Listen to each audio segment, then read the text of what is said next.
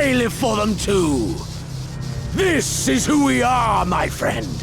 This is all we are. Alamigo and Doma and Golemol be damned!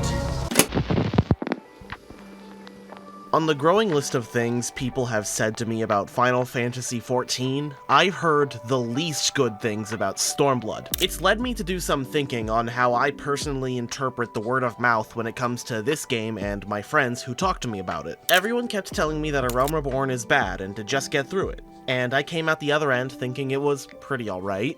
Certainly not amazing, but charming in its own ways. Heaven's Word was good, yes, and it did impress me in some places, but it certainly wasn't as ball-bustingly amazing as everyone said it was. Shadowbringers, I've heard, is the best thing on the planet. I've yet to put those claims to the test. If anything I've heard about Endwalker is true, that's a fun time as well. But after all of that, I've heard simultaneously the most diverging things on the quality of Stormblood. Certain things are good, certain things are bad, and there isn't a single thing that's just like, yeah, it's there, and that got me wondering real hard. Are the bad balanced by the good? Are the bad things just as bad as described? Is everyone wrong like they usually are? Well, no. And yes? I'm so confused. My name is Sonata and welcome to the Space Show. What the fuck was Stormblood Final Fantasy XIV?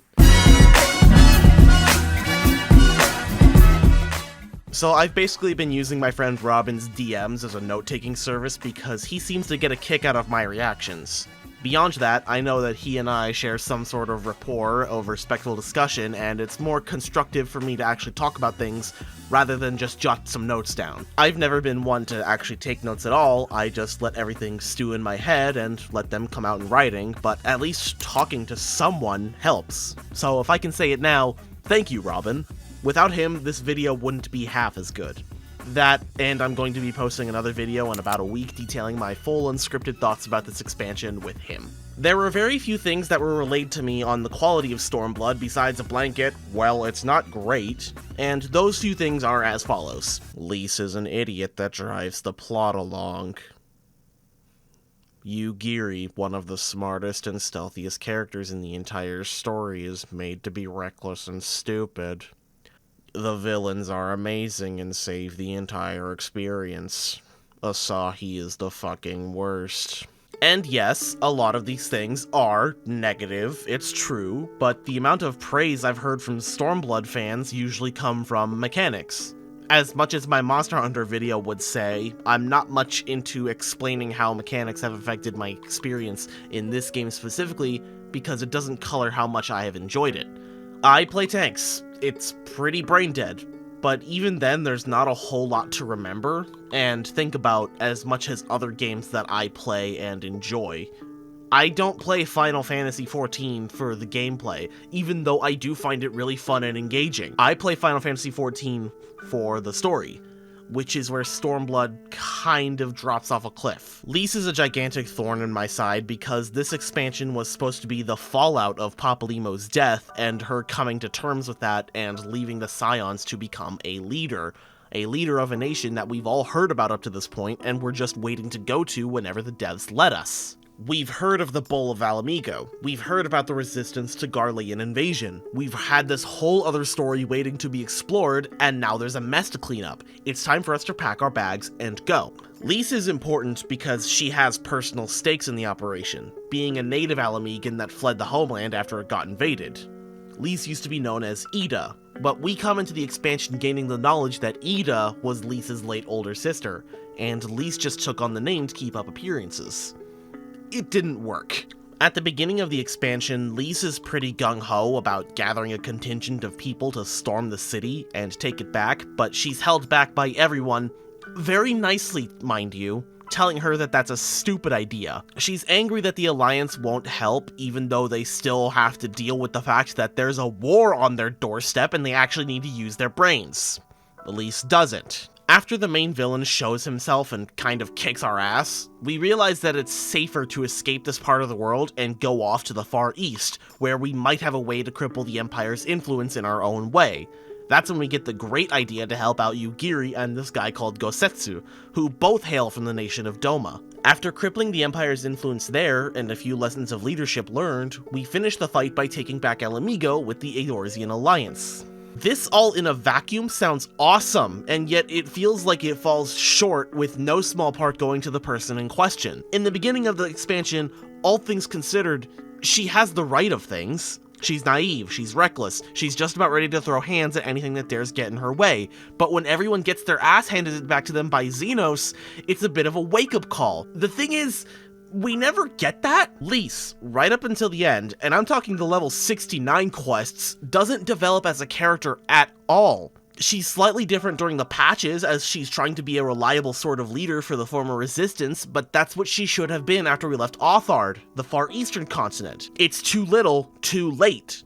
As much as I'd love to love her, I can't. I feel bad for people who liked Ida during A Realm Reborn, because she plays off of Papalimo extremely well, and now that he's gone, what do we have left? It's not that late into the video, but I'm going to say this now. The biggest problem with Stormblood is that Lise is always there, and she's the one driving the plot along, not the Warrior of Light. Say whatever you want about A Realm Reborn and Heavensward and Shadowbringers, Lord knows I have and Lord knows I will, but the Warrior of Light is the one who moves the plot along. It's the Warrior of Light who goes out and catches the attention of the Scions and becomes a Primal Slayer. It's the Warrior of Light who steps up in opposition to the Empire after they bring Sid on board. And it's the Warrior of Light who sets into motion the proper events of Heavensward by getting involved with House Fortum and exposing the Primals up in Dravania and the Sea of Clouds. Hell, in Shadowbringers, it is explicitly because of the Warrior of Light being a prominent figure that they're brought into those events, and it's only because of them that anything can get done. What's wrong with Stormblood? The Warrior of Light is just kind of there, going where Lise goes. Walk with me here. Name me one moment in the expansion proper where we take our focus off of what Lise wants, or what Lise is involved in. It's so exhausting. When it comes to places we even go to, Lise is mostly the driving force behind them. It's Lise that wants to go and help out the Domans and was really our only reason for doing so, and it's the same for Girabanya, but we didn't need her for any of us to want that. Going to Girabanya and Al Amigo, we've helped refugees left and right and had to deal with them during A Realm Reborn. And Roban is an Alamigan on top of that. Going to Doma to help Yugiri was basically always on the table the second she was introduced. She's the only Al-Ra that we have ever seen at this point, so going off to meet a whole nation of them, and also reclaim her nation, was always on our minds. Going to Kugane is an event. Going to Ralger's Reach isn't.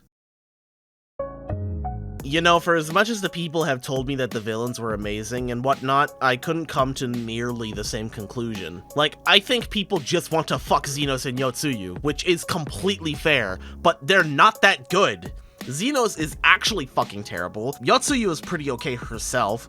Fordola is less of a villain in her own right, and more so a subject of Xenos, despite the impact she makes right at the end and during the patches. Xenos is basically a complete non-character. He strolls up on the scene in Ralger's Reach and announces his presence by kicking your ass, and then waits until you're in Yanxia to show up again, where Yugiri does the most out-of-character move and tries to assassinate him. And then you get your ass kicked. And then you fight him in Al Amigo right before you take on Shinryu as the final boss. Listen, I'm not asking for much, but I am asking for some goddamn build-up that's worth a damn. Alright, look at A Realm Reborn, where we had the discussions between all the former officers and Gaius, and they all had these campy performances. It's not much, but at the very least, La Habrea being there and a consistent thorn in your side after everyone realizes that Thancred is gone is something to look forward to.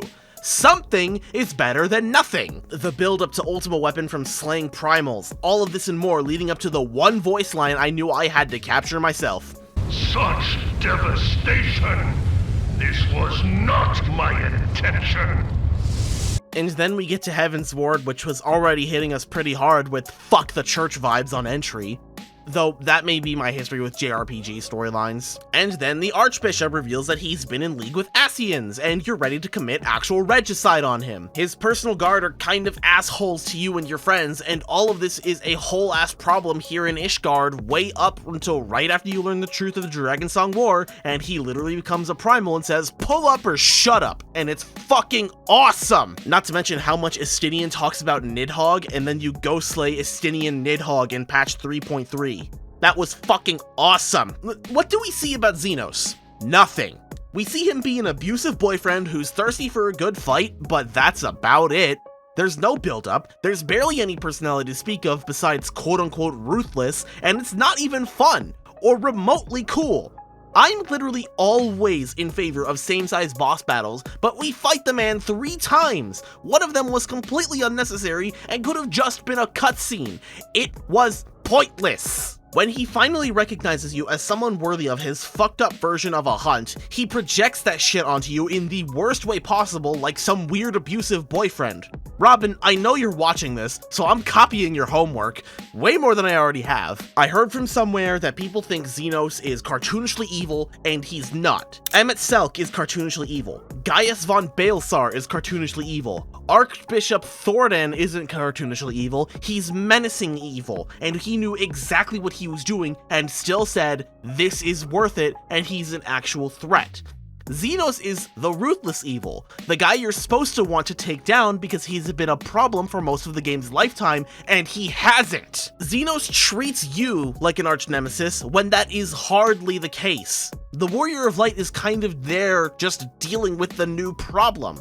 Xenos asserts himself into the life of the Warrior of Light and is willing to do anything it takes to get them to agree, and that's really gross. It's like someone posting their niche fetish porn in the general chat of Discord. Like, please, stop, go away, get some goddamn help. Arch nemeses work because of a mutual hatred and simultaneous respect of one another. A mirror to each other in almost every way. It's why between actual arch nemeses, the phrase, we're not so different, works, because in more cases than not, they're actually so diametrically opposed to each other that in so many ways that they mirror each other.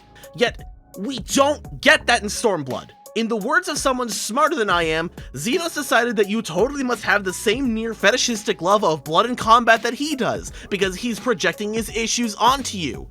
You know, like an abuser! It doesn't help that the game treats him like this ultimate evil that needs to be stopped. This dude, who we don't give a fuck about. I don't care if you think he's hot. Bad! Go take a fucking shower! Nobody wants to fight Xenos! Xenos doesn't earn the role of arch-nemesis because he doesn't threaten us way more than anyone else before this, or frankly, anyone after this, where I am in Shadowbringers.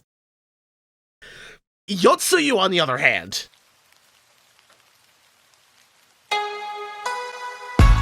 Look, I'm not about to go out on a limb and say that Yotsuyu was the best part of Stormblood, because that's just plain wrong when Gosetsu exists. But I am going to say that Yotsuyu fills the bill of being the nemesis to the main characters better than Xenos ever does by simply being a character. One that doesn't smear her gross fetish onto the player. Yes, she's sadistic, it's true. But at least she's not trying to make the Warrior of Light feel the same way. She at least knows when she's been handily defeated, because she can't fight on her own. What does she have besides a pipe? A bodyguard who wants to go back to the Azor. None of them want to be there, especially Yotsuyu after you learn about her past through your visions as the Warrior of Light. I don't know, maybe I'm just really hating on Xenos, and that's why I'm heaping praise onto Yotsuyu, who is still a non-character in her own right. Fordola gets interesting, but only in the patches that cover the fallout of Stormblood, because she's given a corrupted version of the Echo that Kryl has.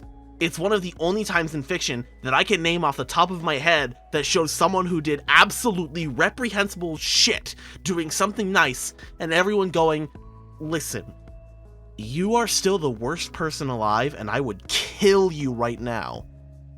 But thanks for saving me. And it's left at that. There's no redemption, there's no cry, there's none of that shit! It's an act of good faith given a thank you well deserved. And that's the end of the scene. That's literally the end of the scene. Yes, I am beating Steven Universe with an Illumina bat right now.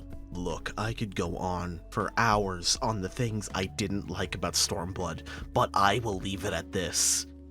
It was exhausting. But at least it didn't stay long enough for me to really seethe about it that much. On the other hand, every single required multiplayer duty in this expansion popped the fuck off, except for one right at the end because the boss really fucking sucked. Every boss mechanic was clear, everyone had great music, the level design was the same as it always has been, not gonna lie, but the set design is incredible.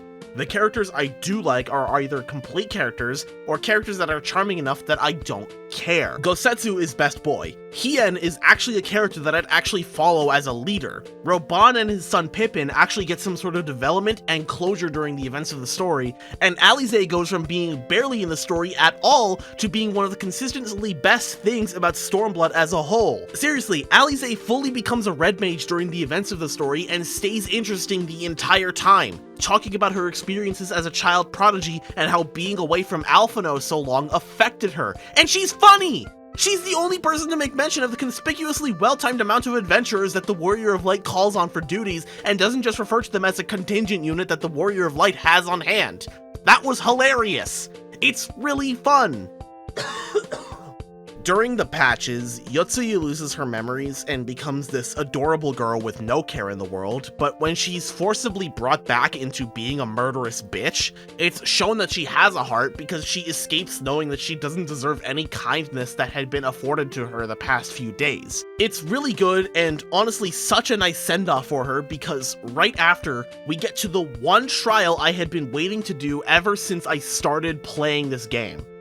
So, you're probably wondering why I haven't mentioned anything about this special person who got me into the game. Well, I didn't mean to save it for this video, but it's relevant. One of the things they loved doing is sending me random music that they like a lot, especially about the current thing they're enjoying, or whether it's a show or a game or what have you.